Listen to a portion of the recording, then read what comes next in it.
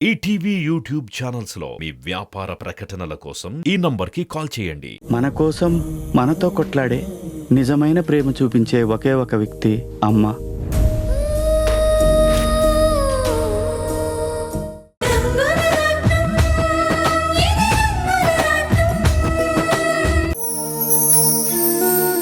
అక్కా, నేను ఆఫీస్కి వెళ్ళొస్తాను.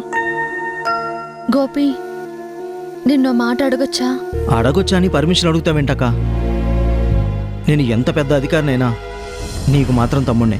అయితే నువ్వు ఆఫీస్కి వెళ్ళడం కన్నా నీ అత్తారింటికి వెళ్ళాలి. అక్కడికి నేనెందుకు అక్కా?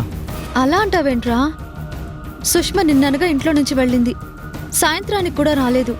నువ్వు కూడా పట్టించుకోలేదు. అంత పొగరుగా వెళ్ళింది కదక్కా. పొగరు తగ్గాక రావాలనుకుంటే వస్తుంది, లేదంటే అక్కడే ఉంటుంది. తప్పు గోపి. మీకు పెళ్లి చేసింది మీరిద్దరూ కలిసి ఉండాలని, అంతేకాని ఇలా విడిపోవాలని కాదు. నేను పెళ్లికి ముందే చెప్పాను తను మన ఇంట్లో ఉండగలుగుతుందా అని. ఆ రోజు అక్క నా మాట వినిపించుకోలేదు. కానీ ఈరోజు నా అనుమానమే నిజమైంది. వాళ్ళకి మనకి పడదు, వదిలేయండి. తప్పురా. వాళ్ళు నిన్ను కోరి అల్లుణ్ణి చేసుకున్నారు. అమ్మాయి కూడా మన ఇంటి పరిస్థితులు అర్థం చేసుకోవడానికి కొంచెం సమయం పడుతుంది. అంతవరకు ఇద్దరి మధ్య మనస్పర్ధలొస్తే సర్దుకుపోవాలి. సర్దుకుపోవడానికి తప్పు మంది కాదు. నిన్న సుష్మ వర్షానన్న మాటలు కూడా క్షమించేంత చిన్నవేమీ కాదు. అయినా వర్ష ఎంత బాధలో ఉందో తనకే తెలుసు కదా. వీలైతే ఓదార్చాలి, సైలెంట్గా ఉండాలి. అంతేకాని నా చెల్లెల్ని బాధ పెట్టేలా మాట్లాడితే నాకు బాధ అనిపించదా? తప్పు సుష్మాది అయినప్పుడు క్షమాపణ మనం అడగాల్సిన అవసరం లేదు. అమ్మా, ఇదేంటమ్మా వీడు ఇలా మాట్లాడుతున్నాడు? చూడు గోపి, తప్పు ఎవరిదన్నది కాదు. వాళ్ళు పెద్దింటి వాళ్ళు, మనం పేదింటి వాళ్ళం. అమ్మాయి ఇలా ఇల్లు వదిలి వెళ్ళిపోయింది అంటే తప్పు మనదే అంటారు. అది కాదమ్మా. ఇంకేం మాట్లాడకు. సుష్మా తప్పుగా మాట్లాడి ఉండొచ్చు, అది నువ్వు మాటలతో చెప్పాలి. అంతేకాని తన మీద చేయి చేసుకున్నావు, అది నీ తప్పే కదా. అందుకే నువ్వు వెళ్ళి సుష్మాని తీసుకురా. క్షమించక్క, నువ్వు ఏం చెప్పినా చేస్తాను. ఆ పని మాత్రం నేను చేయను. సుష్మ వస్తే నేను కాదన్నా, కానీ నేను మాత్రం వాళ్ళ దగ్గరికి వెళ్ళి బ్రతిమలాడుకుని తీసుకురాను. అరే గోపి,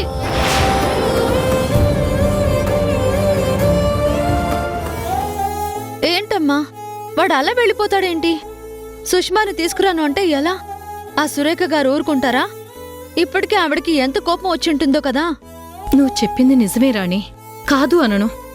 కాని గోపి మాట్లాడిన మాటల్లో కూడా అర్థం ఉంది కదా. నిన్న సుష్మ కావాలనే గొడవ పెట్టుకుంది, వర్షని ఏడిపించింది. దాంతో గోపి కోపం తట్టుకోలేక ఒక దెబ్బ కొట్టాడు. అంత మాత్రాన ఇల్లు వదిలేసి వెళ్ళిపోవటం మంచి పద్ధతి కాదు కదా. అది వాళ్ళు అర్థం చేసుకోవాలి. కాని మనం బాధపడి ప్రయోజనం ఏముంటుంది? అలా అని వదిలేయలేం కదమ్మా. ఎంతైనా వాళ్ళు పెద్దింటి వాళ్ళు, మనమే సర్దుకోవాలి. ఒక్కసారి తల వంచినంత మాత్రాన తప్పేం లేదు కదా. గోపి సుష్మ కలిసి ఉండడానికి ఏం చేయాలో అది చెయ్యాలి. పంతాలకపోతే ప్రయోజనం ఉంటుందా? మరి వాడు వెళ్ళను అంటున్నాడు. కొట్టి పంపించడానికి చిన్నపిల్లాడు కాదు కదా. అందుకే నేను వెళ్తాను.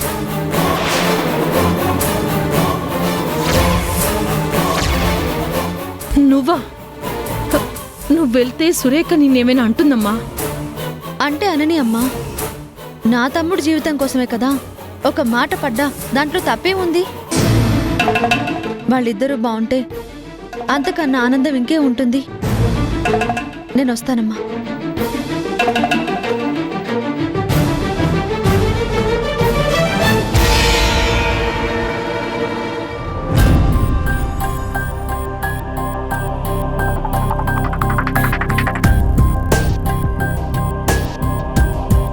ఆగు.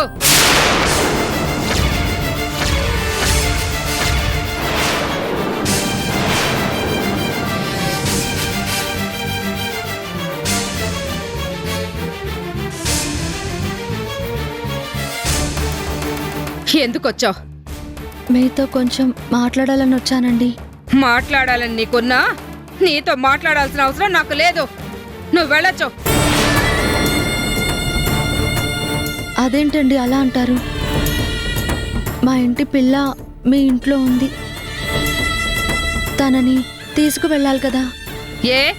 ఎందుకు?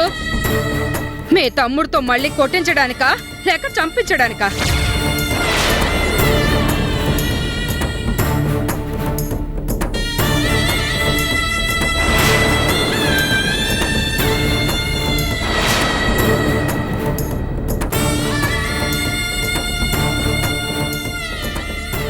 అంత మాట అనకండమ్మా.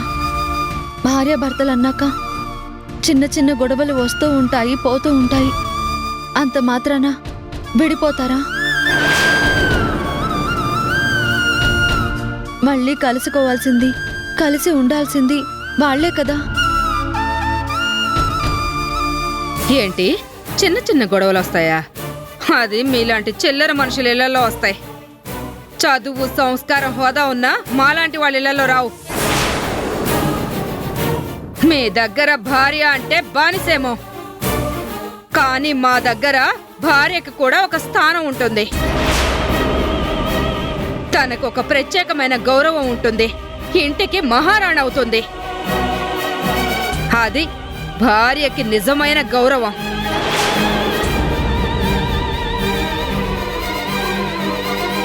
ఆ గౌరవం మీ ఇంట్లో లేదు. అలాంటి ఇంటికి నా కూతురు రావాల్సిన అవసరం లేదు.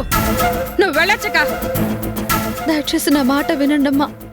సుష్మాకి మా ఇంట్లో ఏ లోటు రానివ్వము. తను కూడా మా ఇంటికి మహారాణిలాగే ఉంటుంది. మా ఇంట్లో తన మాటే చెల్లేలా నేను చేస్తాను. ఆహా, అనుకోకుండా జరిగిన చిన్న తప్పు వల్ల వాళ్ళిద్దరిని విడదీయద్దమ్మా. కావాలంటే నేను మీ కాళ్ళు పట్టుకుంటాను.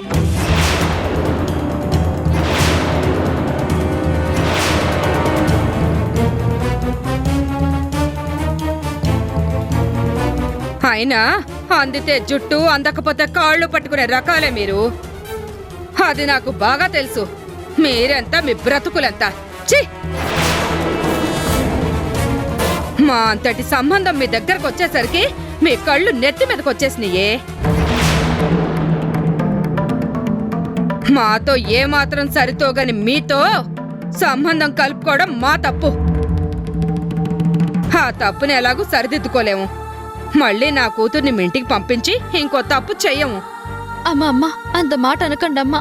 తప్పు మాదే అని ఒప్పుకుంటున్నాను. మా గోపి అలా చేయి చేసుకుని ఉండకూడదు. నేను వాణ్ణి కూడా తిట్టానమ్మా.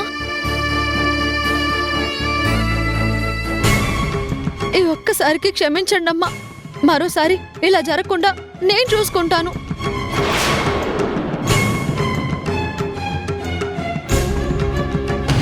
పెళ్ళయి పారాని కూడా ఆరకముందే ఇలా అమ్మాయి మీ ఇంటికి వచ్చేస్తే అక్కడ మా పరువు ఏం కావాలి?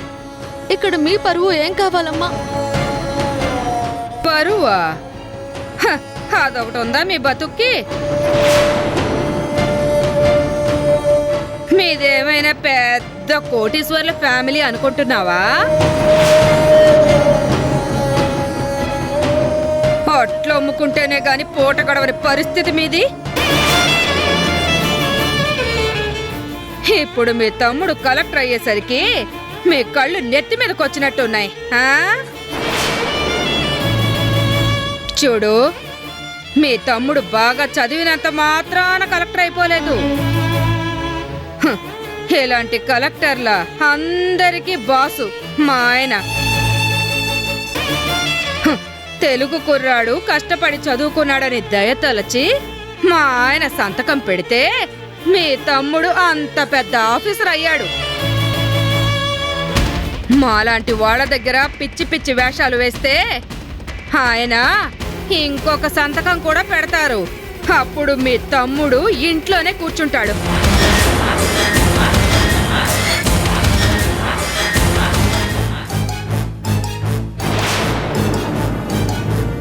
ఎవరు ఎక్కడ ఉండాలో అక్కడే ఉండాలి, ఎంతలో ఉండాలో అంతలోనే ఉండాలి.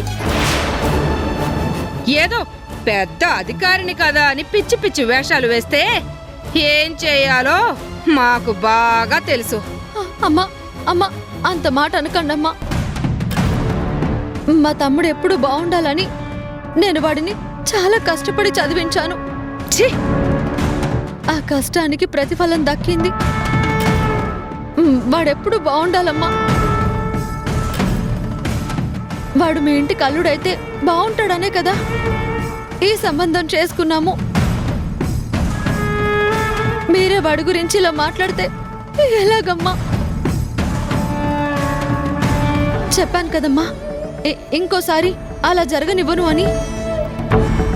వాళ్ళిద్దరూ కలిసి ఉండాలంటే నేనేం చేయాలో చెప్పండి, నేను చేస్తాను. చెప్పండమ్మా.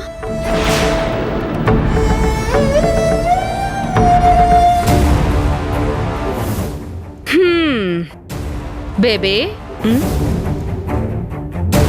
ఆ ఇంటికంట వెళ్తావా?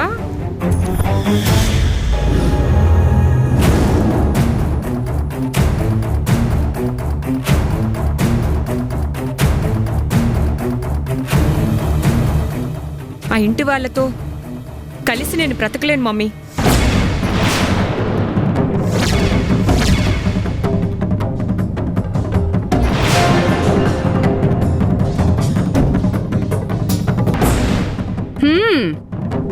విన్నావు కదా,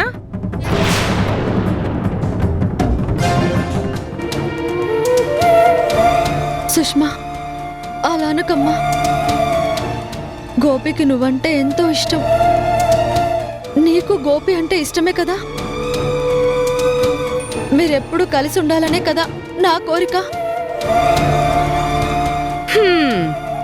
నిజంగా నువ్వు అదే కోరుకుంటున్నావా? అందులో అనుమానమే లేదండి. హా? వాడు సుఖంగా ఉండడం కోసం నేనేం చేయమన్నా చేస్తాను.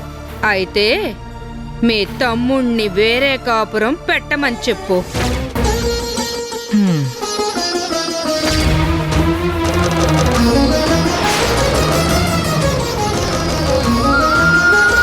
కలెక్టర్ బంగ్లా ఉంటుంది కదా, అక్కడికి వెళ్ళిపోమని చెప్పు.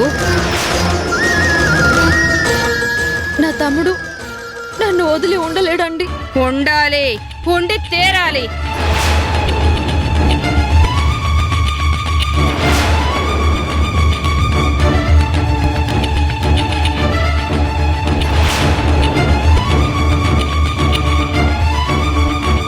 మీ తమ్ముడికి నువ్వు కావాలంటే, వాళ్ళిద్దరూ బాగుండాలని కోరుకుంటే, మీ తమ్ముడు నీ ఇంట్లో ఉండటానికి వీల్లేదు.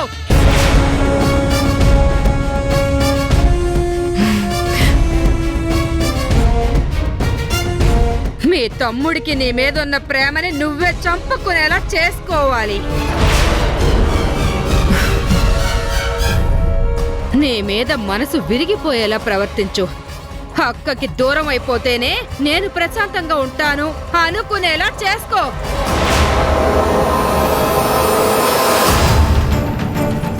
నువ్వు అలా చేస్తేనే వాళ్ళిద్దరూ కలిసి ఉంటారు.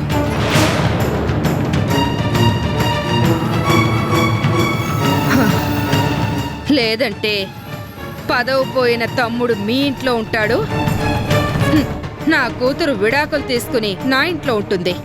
ఏం చేస్తావు? అయ్యో,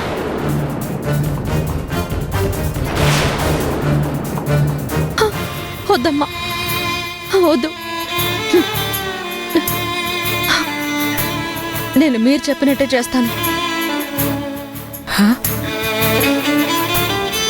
కానీ ఇప్పటికిప్పుడు వాళ్ళు వెళ్ళిపోలేరు. ముందు సుష్మాని ఇంటికి పంపించండి. తర్వాత వాళ్ళిద్దరూ కలిసి బంగ్లాకి వెళ్ళేలా నేను చేస్తాను.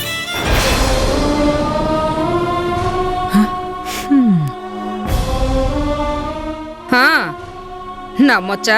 నేను మాటిచ్చానంటే ప్రాణం పోయినా నా మాట నిలబెట్టుకుంటానమ్మా. నాకు నా తమ్ముడి సుఖమే ముఖ్యం. ఇది మనిద్దరి మధ్య ఉండాలి, ఇంకెవ్వరికీ తెలియకూడదు.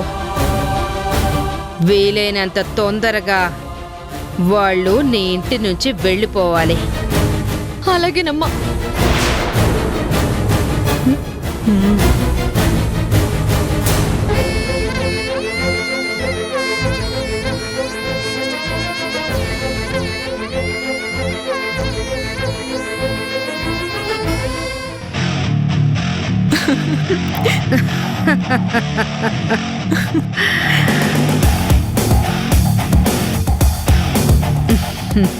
ఇప్పుడు హ్యాపీనా baby? Happy mummy. Thank you very much. నువ్వు ఇంకా ఇంటికి వెళ్ళమ్మా. బాయ్ మా.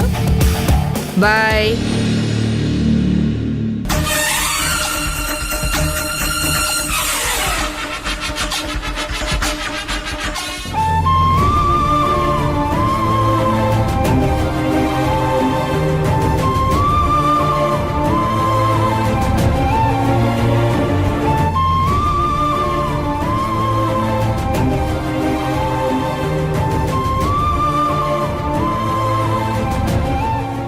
I'll call you back. రే గోవింద్,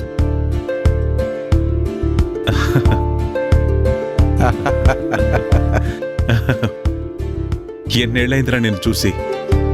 రెగ్యులర్గా జూమ్ కాల్లో కలుసుకుంటున్నా నిన్ను ఇలా చూడ్డం నాకు చాలా ఆనందంగా ఉంది. నాకు అలాగే ఉందిరా. మన దేశంలో అడుగు పెట్టగానే అమ్మ దగ్గరికి వచ్చినట్టు అనిపించింది. ఈ ఇంటికి రాగానే నా సొంత ఇంటికి వచ్చినట్టు అనిపించింది. నిజమేరా, ఏ దేశంలో ఉన్నా ఎంత సంపాదించినా మన ఊరు, మన గాలి, మన మట్టి ఇవిచ్చే ఆనందం ఇంకేమీ ఇవ్వవు. ఊరికి దూరమే నేనే ఒక్కోసారి బాధపడుతున్నాను. అలాంటి దేశానికి దూరమై నువ్వు ఇంకెంత బాధపడతావో నాకు తెలుసు. సరే కూర్చో కూర్చో. పూనా, పూనా ఎవరొచ్చారో చూడు.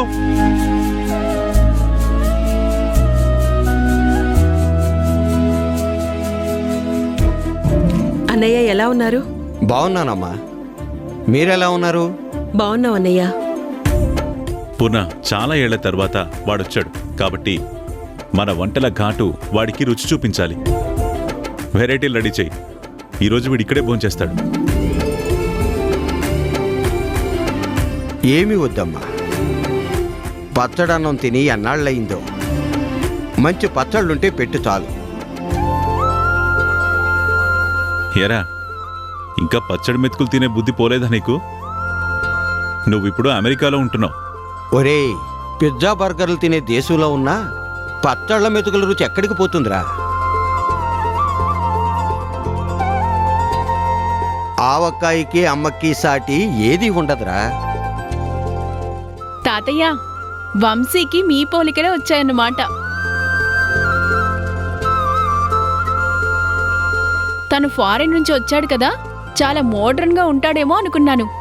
కానే కాదు, మన సాంప్రదాయం, పద్ధతి, వంటలు అంటూ అన్నీ ఇక్కడి వాటి గురించే చెప్తూ ఉంటాడు. ఇప్పుడు అర్థమైంది వంశీకి నీ పోలికే వచ్చిందని. వాడు నా మనవడమ్మా. తెలుగుదనం అంటే వాడికి ప్రాణం.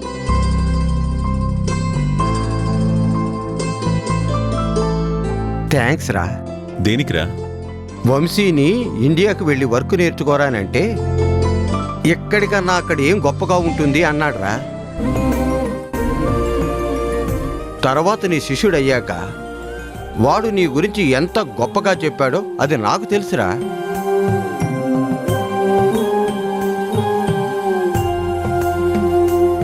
ఇప్పుడు వాడి వర్క్ అది చూశాక మా బిజినెస్లన్నీ అప్పగించాలని నేను రాజేంద్ర నిర్ణయించుకున్నావురా.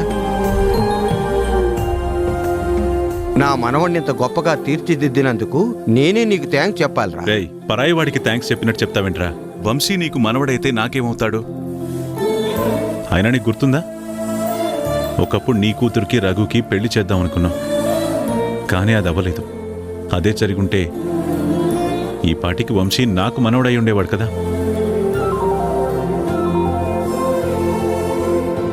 నాకు సమంత ఎంతో, వంశీ కూడా అంతే. మన వాళ్ళు బాగుండాలనే కదా మనం కోరుకునేది. సమంతను చూస్తుంటే అచ్చు సీతను చూసినట్టే ఉందిరా. సీతల అందమైన రూపమే కాదురా, సీతకున్నంత మంచి మనసు కూడా ఉంది. మనుషులంటే సీతలాగే ఎంతో అభిమానిస్తుంది. తనెవరి మీదైనా ప్రేమ పెంచుకుంటే వాళ్ళని వదులుకోలేదు. మేమిప్పుడు బ్రతికున్నామంటే అది తన కోసమే.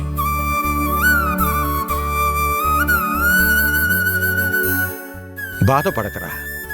దేవుడు ఒకరిని దూరం చేస్తే ఆ లోటు తీర్చడానికి ఇంకొకరిని దగ్గర చేస్తాడు.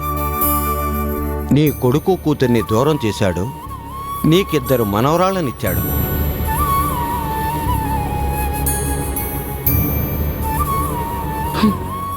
ఒక్కరే మాతో ఉన్నారన్నయ్య. వర్ష ఎక్కడుందో మాకు తెలియడం లేదు. తప్పకుండా తెలుస్తుందిలే అమ్మా. సమంతను చూస్తే అర్థమవుతుంది కదా పిల్లలు ఎంత లక్షణంగా ఉంటారో. ఎక్కడున్నా కూడా వర్ష ఇలాగే ఉంటుంది. ఏదో ఒక రోజు మిమ్మల్ని కలుస్తుంది. బంధాలు దూరంగా ఉంటాయి కానీ శాశ్వతంగా దూరం అయిపోవు. నా మనవరాళ్ల ఆనందమేరా నాకు ముఖ్యం.